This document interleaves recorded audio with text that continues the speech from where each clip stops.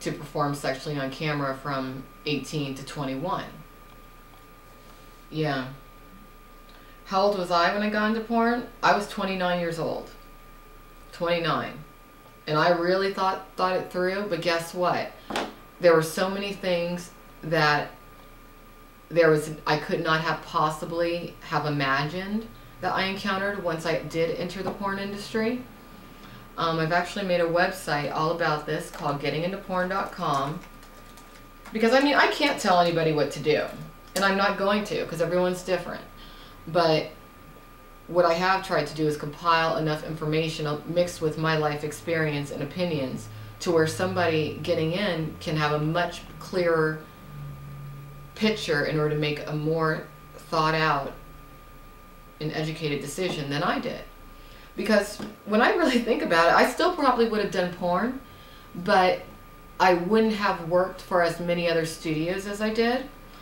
I probably would have concentrated more on my own website, which I started back in 2002 before I got into porn. That was actually one of the smartest moves I could have possibly made, because nobody could own me, because I owned all my own domains and all my own websites and everything, you know? And that's something that people try to do. Like, I mean, that's another reason why. I mean, not just from a psychologically sexual stance am I saying that the age needs to be raised to 21, but also from an educational stance and a business savvy stance. You know, when you're 18 years old, everything's so exciting and new that you're not necessarily paying attention to the business end of the adult entertainment business. You're not looking at the financial end. And that is what people who are just predators are counting on with the young girls. There have been so many young girls that have entered the adult entertainment business, had multiple websites built about them, and then they essentially get chased away and they never see a dime of the profit from those websites. And then they don't even have any money to hire an attorney in order to sue the companies who built the websites about them. I mean, there have been girls who have had like 3, 4 official websites, but they haven't ever seen a penny from any of them. I mean, there's girls right now who are starting to direct, who have gone from being a talent to a director, but then they don't even have a website put together for their own production companies. I mean, it's hilarious in a sad way. And it's because these girls are so young, they don't know better. And when you think about, just even though it's such a small amount of life experience you might gather from the age of 18 to 21, that can make all the difference in the world as to whether you're going to walk away from the industry with at least a little bit of money, or at least just like a base to build something on later, or if you're going to walk away penniless.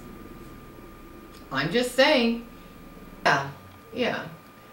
So anyway, that's going to be the show for the evening. You know, I just kind of wanted to touch on that we all need to start really thinking about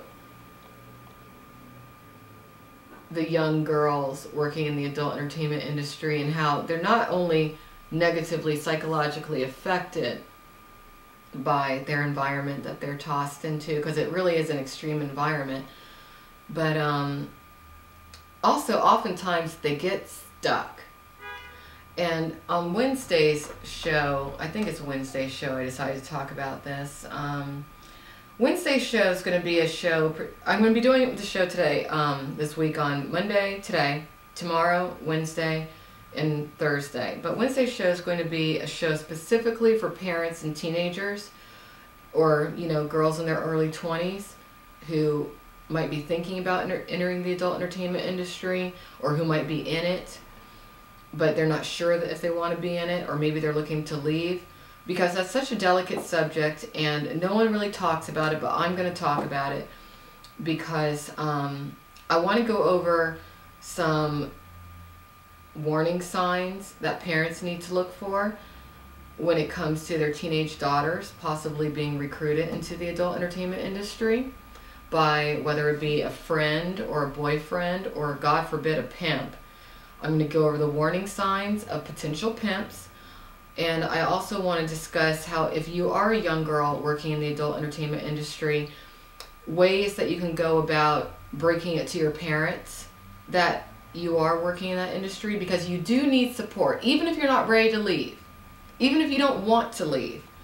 You need to have people who are on your side, who love you, and who care about you. And guess what? That's not going to be your agent or your manager or your pimp or your best friend. That's going to be your parents and your friends that all knew you before you decided to make that choice.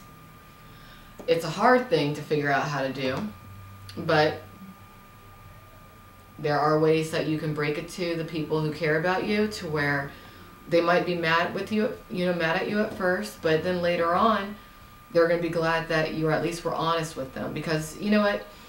The longer or the older that I get, the more that I realize that the most important thing to do in life is to realize how to be honest with others and how to be honest with yourself.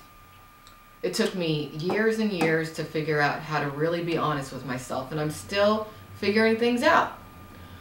But I realized more than a few years ago that you always got to be honest with others. I'm not a good liar, which is, I guess, a good thing. I'd probably be further ahead in life if I was, but I'm just not, and I guess in a way it's a good thing I'm not.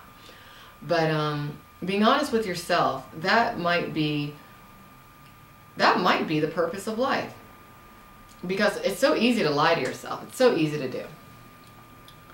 And it's not really lying a lot of times. It's rationalization. And the adult entertainment industry preys upon getting people to rationalize that certain activities might be good for them, which in the long haul are not. So anyway, that's going to be Wednesday's show. So anyways, I guess we'll go ahead and end this show right now. I'll hang out, and if you have any questions, I'll hang out and chat with you guys for a little bit. But thanks for joining me tonight on Monica at Home. And if you want to see the archives of this show, or if you have any questions or comments, you can always email them to me through monicaathome.com. See you later.